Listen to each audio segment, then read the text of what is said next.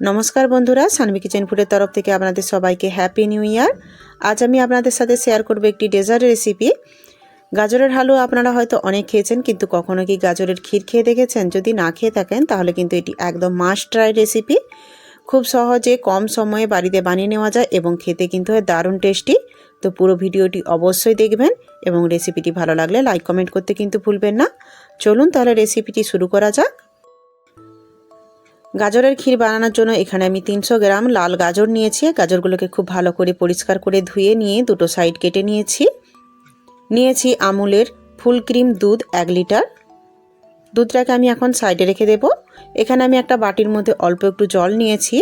এর মধ্যে আমি দিয়ে দিচ্ছি 8 থেকে 10টা কাজুগুলোকে আমি 15 মিনিটের জন্য ভিজতে রেখে দেব। অন্য একটা পাত্রের মধ্যে আমি নিয়ে নিচ্ছি 4 চামচ গোবিন্দভোগ চাল। তবে আপনারা এর পরিবর্তে যে কোনো বাসমতি রাইসও ব্যবহার করতে পারেন। চালগুলোকে আমি খুব ভালো করে জল দিয়ে কচলে দুবার মতো ধুয়ে নেব। চালটাকে কিন্তু অবশ্যই খুব ভালো করে ধুয়ে নেবেন, কারণ চালের মধ্যে কিন্তু প্রচুর পরিমাণে নোংরা থাকে। চালগুলোকে আমি খুব ভালো করে ধুয়ে নিয়েছি। এবার আমি দিয়ে দিচ্ছি এর মধ্যে অল্প একটু পরিষ্কার জল। এবার আমি বাটিটাকে সাইডে 15 মিনিটের জন্য রেখে দেব, যাতে চালগুলো একটু ভিজে যায়। এবার আমি গাজরগুলোকে খুব ভালো করে ছাড়িয়ে নেব। দেখুন, গাজরগুলোকে আমি খুব ভালো করে ছাড়িয়ে নিয়েছি। এবার আমি গাজরগুলোকে গ্রেট করে নেব, তার জন্য একটা গ্রেটার নিয়ে নিয়েছি। গাজরগুলোকে এখানে আমি ছোট ছাঁদাটার দিক দিয়ে খুব ভালো করে গ্রেট করে নেব। সবগুলো গাজরকে আমি খুব ভালো করে গ্রেট করে নিয়েছি। এবার আমি এটাকে সাইডে রেখে দেব। ড্রাই ফ্রুটসের মধ্যে এখানে আমি কয়েকটা আমন্ডকে একদম পাতলা করে কেটে নিয়েছি, কয়েকটা পিস্তাকেও আমি পাতলা করে কেটে নিয়েছি, কয়েকটা কাজুকে একদম ছোট ছোট টুকরো করে কেটে নিয়েছি, আর নিয়েছি কিছু কিশমিশ। আপনারা আপনাদের পছন্দ মতো যে কোনো ড্রাই ফ্রুটসের মধ্যে ব্যবহার করতে পারেন। এবার আমি ক্ষীরটা বানিয়ে নেব, তার জন্য একটা ফ্রাইং প্যান বসিয়ে নিয়েছি। দিয়ে দিচ্ছি 1 চামচ ঘি। ঘিটাকে আমি খুব ভালো করে গরম করে নিয়েছি। এবার দিয়ে দিচ্ছি এর মধ্যে গ্রেট করে রাখা গাজরগুলোকে হাই ফ্লেমে অনবরত নেড়ে চেড়ে 3-4 মিনিট মতো খুব ভালো করে ভেজে নেব। এতে করে গাজরের কাঁচা গন্ধটাও চলে যাবে এবং গাজরের কালারটাও কিন্তু অনেকটাই চেঞ্জ হয়ে যাবে।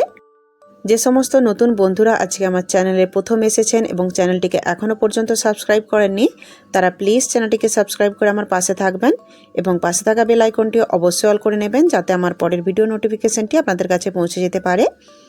গাজরটাকে আমি খুব ভালো করে 3-4 মিনিট মতো ভেজে নিয়েছি। এবার আমি দিয়ে দিচ্ছি এর মধ্যে ফুল ক্রিম দুধ 1 লিটার। আমার রেসিপি যদি আপনাদের ভালো লাগে তাহলে লাইক কমেন্ট করতে কিন্তু ভুলবেন না।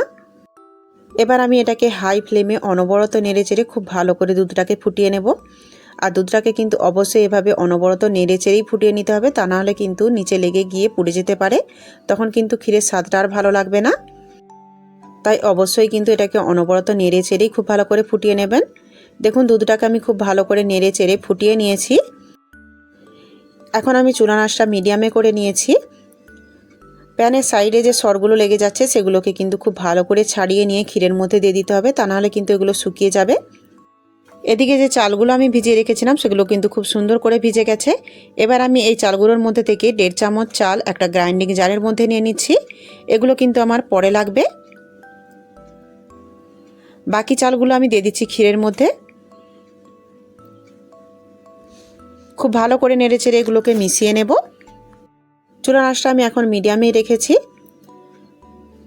এটাকে এভাবে মিডিয়াম আঁচে খুব ভালো করে সেদ্ধ করে নিতে হবে, আর সাইডের সরগুলোকে এভাবে ছাড়িয়ে নিয়ে ক্ষীরের মধ্যে দিয়ে দিতে হবে। এভাবে আমি এটাকে সেদ্ধ হতে দেব। এবার আমি গ্রাইন্ডিং জারের মধ্যে দিয়ে দিচ্ছি ভেজানো কাজুটা আমি জল সমেত এখানে দিয়েছি। খুব ভালো করে এটাকে স্মুথ করে বেটে নেব। কাজু আর গোবিন্দভোগ চালটাকে আমি খুব ভালো করে বেটে নিয়েছি। দেখুন, এটাকে কিন্তু খুব সুন্দর করে স্মুথ করে বেটে নিতে হবে। এটাকে এবার আমি সাইডে রেখে দেব। ক্ষীরটাকে আমি আবারও খুব ভালো করে একবার নেড়ে চেড়ে নেব। চুলার আঁচটা কিন্তু আমি মিডিয়ামেই রেখেছি, আর অবশ্যই কিন্তু মিডিয়ামেই রাখতে হবে। আর এভাবে ঘন ঘন নেড়ে চেড়ে নিতে হবে এবং সাইডের সরগুলোকে খুব ভালো করে ছাড়িয়ে নিয়ে ক্ষীরের মধ্যে দিয়ে দিতে হবে। দেখুন, এটাকে আমি খুব ভালো করে নেড়ে চেড়ে প্রায় 7-8 মিনিট মতো ফুটিয়ে নিয়েছি। এবার আমি চালটা চেক করে নেব, চালটা সেদ্ধ হয়েছে কিনা। দেখুন, চালগুলো কিন্তু খুব সুন্দর করে সেদ্ধ হয়ে গেছে। এবার আমি দিয়ে দিচ্ছি এর মধ্যে কাজু আর গোবিন্দভোগ চালের যে পেস্টটা বানিয়েছিলাম সেটা। খুব ভালো করে নেড়ে চেড়ে এগুলোকে মিশিয়ে নেব। আর এটাকে অনবরত নেড়ে চেড়ে খুব ভালো করে আবারও ফুটিয়ে নেব। আর এটা দেওয়ার সাথে সাথে কিন্তু এটা ঠিক হতে শুরু করবে, তাই অবশ্যই কিন্তু অনবরত নেড়ে চেড়ে এটাকে ফুটিয়ে নেবেন। দেখুন এটাকে আমি অনবরত নেড়ে চেড়ে খুব ভালো করে 2 মিনিট মতো ফুটিয়ে নিয়েছি। এবার আমি দিয়ে দিচ্ছি এর মধ্যে মিষ্টির জন্য 7 চামচ চিনি। এখানে আমি ছোট চামচের 7 চামচ চিনি ব্যবহার করেছি, আপনারা আপনাদের স্বাদ মতো চিনিটা কম বেশি করে নেবেন। খুব ভালো করে এগুলোকে আমি মিশিয়ে নেব। চিনিটাকে আমি খুব ভালো করে নেড়ে চেড়ে মিশিয়ে নিয়েছি। এবার আমি দিয়ে দিচ্ছি এর মধ্যে ড্রাই ফ্রুটসগুলো। এখানে আমি 6-7টা এলাচের দানা বের করে খুব ভালো করে গুঁড়ো করে নিয়েছি, এটাও আমি এর মধ্যে দিয়ে দিচ্ছি।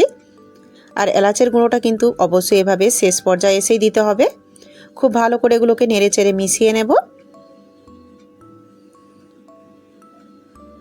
খুব ভালো করে নেড়ে চেড়ে এগুলোকে আমি মিশিয়ে নিয়েছি। এটাকে আমি আরও 1 মিনিট মতো মিডিয়াম আঁচে খুব ভালো করে ফুটিয়ে নেব। দেখুন ক্ষীরটাকে আমি আরও 1 মিনিট মতো খুব ভালো করে ফুটিয়ে নিয়েছি। আর ক্ষীরটা কিন্তু আমার একদম রেডি হয়ে গেছে। ক্ষীরের থিকনেসটা কিন্তু ঠিক এরকমই রাখতে হবে, এর থেকে বেশি কিন্তু ঠিক করা যাবে না, কারণ এটা কিন্তু ঠান্ডা হলে আরও একটু ঠিক হয়ে যাবে। এবার আমি এটাকে নামিয়ে নেব। এভাবে গাজরের ক্ষীর বানালে খেতে কিন্তু অসাধারণ লাগে। আপনারা অবশ্যই বাড়িতে বানিয়ে দেখবেন। বাচ্চা থেকে বড় সবাই কিন্তু এই ক্ষীরটা চেটে পুটে খাবে। আর এটা কিন্তু বানানো একদম সহজ, কম সময়ে তৈরি হয়ে যায়, তাই অবশ্যই বাড়িতে ট্রাই করে দেখবেন। আমার রেসিপিটি যদি আপনাদের ভালো লাগে তাহলে প্লিজ লাইক শেয়ার এবং সাবস্ক্রাইব করে আমার পাশে থাকবেন এবং পাশে থাকা বেল আইকনটি অবশ্যই অল করে নেবেন, যাতে আমার পরের ভিডিও নোটিফিকেশনটি আপনাদের কাছে পৌঁছে যেতে পারে। এবং আমার রেসিপিটি ভালো লাগলে সুন্দর একটি কমেন্ট করতে কিন্তু ভুলবেন না। পুরো ভিডিওটি দেখার জন্য আপনাদেরকে অসংখ্য ধন্যবাদ। ভালো থাকবেন, সুস্থ থাকবেন। দেখা হচ্ছে পরের ভিডিওতে।